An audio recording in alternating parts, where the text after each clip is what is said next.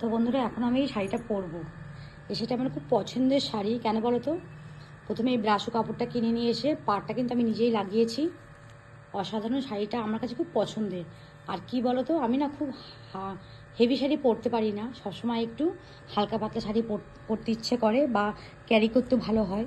তাই হচ্ছে আমি সবসময় হালকা পাতলা শাড়ি পরি। আর এর সাথে কি বলো তো, এই যে ব্লাউজটা ভালো যাবে না বলো? খুব সুন্দর যাবে কিন্তু। তো শাড়িটা আমি পরে নিই। আমি একটা সোনালি কানের পরে নিয়েছি। আর যেহেতু সোনালি পাড় দিয়ে শাড়িটা ছিল, তো আমি সোনালি কানের পরবো। আর পরবো হচ্ছে সোনালি রঙের একটা বালা। এই দেখো, এর সাথে কিন্তু খুব ম্যাচিং হবে। তারপর নিজেকে সাজিয়ে নিয়েছি। এবার দেখো তো আমার কেমন লাগছে শাড়িটা পরে। এটা আমার প্রথম ভিডিও, তো তোমরা আমাকে জানিও শাড়িটা পরে আর আমাকে কেমন লাগছে। তো একটু লাইক কমেন্ট শেয়ার করো। আজকে প্রথম ভিডিও তো, তাই হয়তো একটু নার্ভাস লাগছে।